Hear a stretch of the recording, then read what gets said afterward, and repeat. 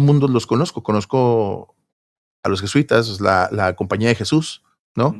Y conozco también el lado gnóstico. Y provienen de lo mismo, provienen del cristianismo, pero el conocimiento que se maneja en el gnosticismo proviene desde antes, proviene desde cuando la Inquisición se servía de los templarios para pues controlar todo este conocimiento y que no se saliera de control y que no mucha gente lo manejara, pero curiosamente quienes luego se encargaron de transmitirlo fueron los mismos templarios. ¿Sí? A través de las órdenes secretas, a través de muchas cosas que seguramente ya has tocado en programas anteriores. Este tema lo toco porque va muy de la mano con el tarot, porque el tarot, ellos fueron quienes se encargaron de difundirlo por el mundo, porque el tarot hasta ese entonces había llegado solamente hasta Europa. Venía desde Egipto y viajó hasta Europa a través de lo que conocemos como gitanos o gypsies en inglés, que viene del término egipcio, gypsy, ¿sí? Entonces, esa es la ruta que agarra el tarot, pero para en Europa, y precisamente esta gente es la que lo trae a América, ¿sí? La que lo trae todavía más acá. Ok, Josh, platícanos ahora sí para entrar al tema, para que las personas nos vayan ubicando en contexto. Primero explícanos qué es el tarot. Ahorita nos diste unas pistas del origen, pero yo veo que hay diferentes tipos de tarot, todos son iguales, luego de repente ves que Osho tiene su tarot, yo tengo una amiga que hizo sus dibujos y hizo su tarot, o sea, a ver, métenos un poquito en contexto. Mira, desde el punto de vista más práctico, el tarot es un arte adivinatoria, ¿sí? ¿Qué es un arte adivinatoria? También eso vale la pena ahondar un poquitito, no me voy a extender mucho, pero adivinar es un término que viene del latín adivinare, que quiere decir establecer conexión con lo divino. Tristemente este término ha sido desvirtuado y ahorita decir adivinar, adivinanza, es como atinarle. A ver, atínale, ¿qué quiere decir esto? A ver, atínale. No es una cuestión de azar. Es información que viene de una conexión divina. Por eso son artes adivinatorias. Y el término adivinar originalmente viene de ahí. Adivinare, que quiere decir entrar en conexión con la divinidad. Adivinare, ¿sí?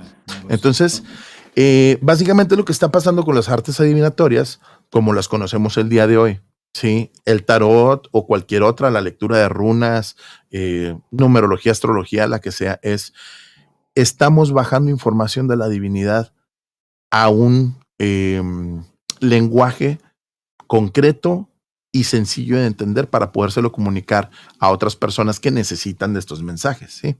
Eso es el tarot y eso son todas las artes adivinatorias. En el caso del tarot, el tarot contiene, es un mazo de baraja de 78 cartas, ¿sí? Que contiene 22 energías que son muy importantes y muy presentes en cualquier cultura. Tú mencionaste algunas hace rato, mencionabas a la madre, al padre, la masculinidad, la feminidad, al hijo, a la hija, y después de ahí las instituciones. De hecho, Carl Jung fue la primera persona que realmente desarrolló toda una teoría de arquetipos a partir del tarot. No lo descubre, no lo inventa, pero lo desarrolla de una manera que luego retomaron otras personas más adelante para formar lo que hoy conocemos como la teoría del viaje del loco, ¿sí? Okay. Ese viaje del loco lo que nos hace comprender precisamente son estos 22 arquetipos más grandes que existen, que tienen mucho que ver con lo que tú decías, con ese orden de la antigüedad, con esa estructura de la antigüedad, ¿sí? Que venía, ¿quién era el loco? El recién nacido, el que recién inicia una aventura, ¿no? El que recién inicia la aventura de la vida, ¿sí? Las cartas que le siguen son el mago y la emperatriz, que son su esencia femenina y masculina. Digo, el mago y la sacerdotisa, perdóname. ¿Sí? Son su propia esencia masculina y femenina. Después vienen la emperatriz y el emperador, que son el padre y la madre, quienes refuerzan estas cuestiones masculinas y femeninas en el loco, ¿sí? Okay. Es esta persona que está atravesando todo este viaje evolutivo. ¿Okay? Y así nos vamos. Después, el quinto lugar viene el sumo sacerdote o el papa, que son las instituciones, la escuela, la iglesia, donde el ser humano, el recién nacido, ya crece y se empieza a desarrollar y a tener contacto con todo este esquema de la moralidad, con todo este esquema de lo que debería de ser, del establecimiento, del establishment, ¿sí? De lo establecido. Sí. Si nos vamos así con las 22 etapas que son estos 22 arcanos, te das cuenta que ahí está contenido el proceso evolutivo de cualquier ser vivo en este planeta, ¿sí? Okay. Humano o no humano, ¿sí? Tú puedes encajar ahí la vida de un animal y encaja perfectamente también, ¿sí? Porque ellos también tienen sus formas de organización, porque ellos también tienen padre y madre, tienen esencia femenina, masculina, tienen todo esto que tenemos los humanos. Entonces es un conocimiento tan vasto y tan aplicable a cualquier situación y a cualquier ciclo de evolución, que el conocerlo te abre unas puertas impresionantes. No se trata nada más de predecir el futuro. Y esto es a lo que quería llegar. El poder del tarot realmente va mucho más allá de predecir el futuro. Claro que lo puedes hacer, claro que puedes hacerlo. Y aquí es donde me gustaría explicar cómo funciona. Okay. ¿Sí? Normalmente lo que se hace es conectarse con la divinidad a través de la chispa divina o del ser supremo del consultante. ¿Sí? El tarotista es solamente un intérprete. ¿Ok? Entonces, el tarot se conecta con esa chispa divina o con ese ser supremo del consultante, baja la energía divina, la plasma en el mazo de baraja y uno es responsable de interpretar y dar los mensajes. Eso es nuestra única labor. Nosotros no creamos, no inventamos la información, no somos los responsables de, ni nos damos crédito por el resultado, ¿verdad? Claro. Nosotros, nuestra única responsabilidad es interpretar. ¿Ok? Entonces, ¿cómo funciona esto? Bueno, yo a través del ser superior del consultante obtengo su energía presente. El tarot funciona con el presente, no con el futuro. La gente que adivina el futuro es gente que tiene un conocimiento muy pobre del tarot y que por lo general, tristemente, lo utiliza para estafar gente. ¿Sí? Pero cuando ya conoces el tarot te das cuenta de que todo se trata del presente. ¿Sí? Es decir, ¿cómo es tu energía presente? ¿Qué cosas del pasado hicieron que tu energía se convirtiera en lo que es el día de hoy? Y si tú sigues manteniendo esa energía, ¿qué estás tú mismo atrayendo para el futuro? Cuando tú aprendes a entender el tarot así, tú le devuelves el poder al consultante de resolver su vida. ¿Por qué? Porque él es el responsable de cambiar su energía para atraer cosas distintas.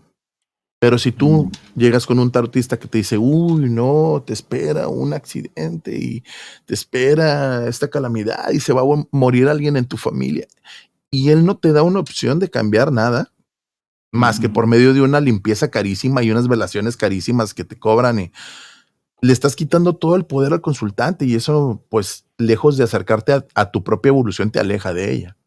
¿Me entiendes? Entonces, el tarot realmente funciona así. ¿Cuántos tipos de tarot hay o cuál es la base? Porque te decía que yo he visto que hay varios, o cuál es la esencia, me imagino, de... El tarot es el mismo. Lo que cambian son los diseños y en ciertos casos, como el tarot de Marsella, cambia un poquito el enfoque, porque el tarot de Marsella incluso manejaba un orden diferente en los 22 arcanos, ¿sí? Todos eran iguales excepto la fuerza y la justicia, que estaban invertidas. Si los comparas con el Rider-Waite, que es el que todo el mundo utiliza ahorita, ¿sí? ¿Por qué? Porque es muy rico en simbología, porque es ideal para aprender, por lo mismo, por la simbología que tiene, ¿sí? Si comparas el Rider-Waite con el de Marsella, la justicia y la fuerza están invertidas, ¿sí? Que son el arcano 8 y el 11, ¿ok? Entonces, ese tema es simplemente por enfoque. Si tú tratas de hacer esto que te comentaba yo, este estudio del tarot a través de la evolución con el viaje del héroe, que es este estudio evolutivo de los 22 arcanos, que proviene del trabajo de otra gente, que Jung lo retomó y que luego se adaptó. Hay una teoría que se llama el viaje del héroe, ¿sí? Sí, de Joseph Campbell, ¿no? Joseph Campbell. Bueno, de ahí luego adaptan el viaje del loco, ¿sí? Okay. Y que encaja perfectamente bien estos 22 arcanos con los 12 pasos de Joseph Campbell del viaje del héroe, ¿no? Entonces, aquí el tema es, hacia dónde iba con esto, es que precisamente este viaje se trata de evolución, ¿me entiendes? Así sí, y el de Marsella, el tarot de Marsella, era el que encajaba perfectamente con este orden evolutivo. Ya luego Edward Waite hace este cambio de los dos arcanos, la fuerza y la justicia, los invierte por otro concepto que él traía que viene más afín a todas estas órdenes secretas que se derivaron de los templarios, etcétera, etcétera, ¿sí? Entonces, su manera de estudiar el tarot era un poquito distinta y por eso él los invierte. Y muchas órdenes secretas que hacen sus propios tarots, que tenemos el tarot de Aleister Crowley, por ejemplo, tenemos el tarot de Bota, de Builders of the Aditum, que es otra orden secreta. Tenemos muchos tarots que provienen de órdenes secretas. El de Edward Waite, que es de la gente más destacada de la Golden Dawn, de la Aurora Dorada, que es otra orden secreta, ¿sí? Todas estas órdenes secretas se derivan del rito masónico escocés, ¿sí? Entonces cada una va tomando como patrón el Rider-Waite y lo va evolucionando, ¿sí? Pero el tarot como tal es el mismo. ¿Sí? Siempre están presentes esos 22 y que le ponen sus símbolos, sus nombres, sus colores, etcétera, para darle, yo creo que cierta personalidad a su intención, ¿no? Sí, y ciertas maneras de estudio, sí, pero realmente las 78 energías, tanto los 22 arcanos mayores, que son las energías que nos hablan de la evolución, como los otros 56 arcanos menores, que son los que le dan más detalle a las lecturas, nos hablan de otras energías que complementan la lectura, ¿sí? Son las mismas en todos los tarots, ¿sí? Entonces, un tarot que es tarot tiene estas 78 cartas. Hay excepciones muy puntuales que agregan una carta por ahí que simboliza al consultante, digo, al tarotista, por ejemplo. Esta es la carta que mientras tú consultas, el tarotista también está representado, ¿no? Y eso, pues, se hace por muchas razones, ¿no? Por protección del tarotista, hay algunos tarots que sacaron esa novedad, ¿no? De la carta del tarotista, pero finalmente son 78 cartas que son las mismas. Josh, entonces, yo he visto, bueno, a lo mejor mi referencia es demasiado comercial porque he escuchado videos de Jodorowsky, que me gusta de repente su filosofía de vida en algunas cosas, pero él separa, o sea, hay lecturas con los 22 arcanos nada más y hay lecturas con todo el tarot completo y luego hay lecturas que si de cruz y luego veo que él nada más pone 2 cartas en vez de 3 porque dice que el pasado no importa, entonces, ¿cómo funcionan las tiradas famosas estas?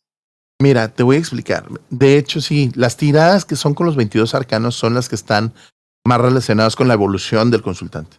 Okay. Sí. Ya cuando vas a hacer un trabajo más predictivo, ya utilizas todo el tarot. Sí. Okay. Partimos de ahí, de esa idea. Después, cuando tú vas haciendo esta relación íntima con tu tarot, ¿sí? Cuando lo vas conociendo, cuando vas intimando con él, y me refiero a realmente hacer esta relación cercana en la cual el tarot te empieza a hablar a ti en el lenguaje que tú entiendes, ¿sí? Y tú le empiezas también a hablar al tarot en un lenguaje, pues, de mucho amor y de mucho respeto. Sí. Eso es lo que hace que ese canal de conexión se vaya haciendo mucho más fuerte y más estrecho. Ya cuando eso pasa, ya cuando el tarot entiende cómo hablarte para que tú entiendas y tú entiendes cómo hablarle al tarot, tú puedes ir haciendo tus propias tiradas. Y eso en cualquier curso de tarot completo se te enseña. Nosotros lo enseñamos también. Eso es algo que tú puedes hacer sin ningún problema. ¿Por qué? Porque cuando tú le preguntes al tarot, el tarot va a saber exactamente cómo responderte. Lo importante para hacer una tirada es practicarla, y cada vez que tú vayas a hacer esa tirada es por una intención muy particular y siempre lo vas a hacer de la misma manera. Tiene que haber esa consistencia para que lo puedas llamar una tirada, ¿no? O sea, para decir, cuando yo hago esta tirada es porque la pregunta es de tal tipo y yo necesito responder de tal forma. Entonces, diseño mi tirada, hay que escribirla, ¿sí? La estudio y la pongo en práctica. Y de esa manera el tarot va a saber que cada vez que me pregunten algo así, esa tirada podría ser una de las opciones. Incluso es mejor si tú se lo dices al consultante. Mira, te voy a hacer una tirada que no es muy común, es una tirada que yo diseñé, pero nos va a servir para entender tal y tal y tal y tal cosa. El tarot va a saber inmediatamente cómo me va a responder. ¿Sí? Fíjate que ahorita que mencionas eso sí no lo sabía. Digo, no sé muchas cosas, pero yo había visto que tiradas que sí de cruz, porque a mí alguna vez me leyeron, la primera vez que me leyeron el tarot fue en Tepoztlán, una amiga me llevó a comer, a conocer ahí, ya sabes que le echan mucha magia también al lugar ahí energético y todo, y había un señor, yo creo que de unos 70 años, que había estudiado en la UNAM y que andaba pues el clásico así, barbón como un mago ahí, tal cual, leyendo y pues la historia de él es que él fue muy hijo, tipo la historia de Buda o San Agustino, hijo de millonarios, dejó todo y se puso a leer el tarot y tiene amigos que diseñaron los mejores edificios de la Ciudad de México, y entonces estudió arquitectura. Por alguna razón cayó el tarot en él y se dedica a eso, y por ahí anda el señor, y y me hizo una lectura de 9 cartas. O sea, me dijo, este es tu pasado, luego este es hoy y luego este es tu futuro. Y eso se me quedó grabado, un acomodo así, ¿no? Ok, De 3, 3, 3 y 3, 3. 3, 3 y 3. Sí. Y luego ya más adelante me volvieron a leer, pero luego me dieron en cruz. Y ahorita que mencionas, platicando con otra persona, fue con una consteladora, de estas de consteladores familiares, y ella utilizó, por eso toco el tema, esto que dices tú, el tarot primero a manera de acomodo, como la generación padres, hijos, o sea, como para detectar. Entonces eso no lo sabía, que tú puedes, dependiendo de la intención o lo que tú trabajes, más o menos acomodar tu Bueno, tirada. ahora hay tiradas que ya están predefinidas, que en las tradiciones se han venido dando y se han venido pasando, ¿no? De generación en generación desde hace muchísimos años. Por ejemplo, no sé si la cruz que te hicieron era la cruz celta, que es esta, que son una cruz con 4 cartas a un costado, o hay otra que son 5 cartas, que es arriba, abajo, izquierda, derecha y al centro. Esa es con los arcanos mayores. Es una tirada que se llama la tirada evolutiva o la tirada temática, así le llaman. Son 2 tipos de tiradas en cruz, ¿sí? Está la cruz celta y está la tirada temática. Después la que tú hablas, que son 3 líneas de 3, es la 369, ¿sí? Ahí hay una manera de saber si la tirada es de 3, de 6 o de 9, ¿sí? Pero hay gente que directamente siempre tira las 9 cartas, ¿no? O sea, Sí. es cuestión de estilos mucho también. Aquí en el tarot hay mucho cuestión de estilos. Hay gente que, por ejemplo, deja que tú toques las cartas, que tú las partas, las revuelvas.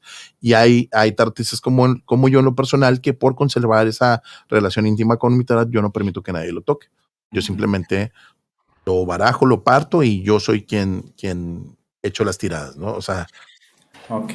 son Oye, Jos, y estilos. la parte de la barajeada y de que sea tu tarot, porque también he escuchado que no es así como que nada más voy, veo mis tutoriales, un curso, tengo mi tarot y ya ando leyéndole ya a todo mundo. O sea, hay todo un vínculo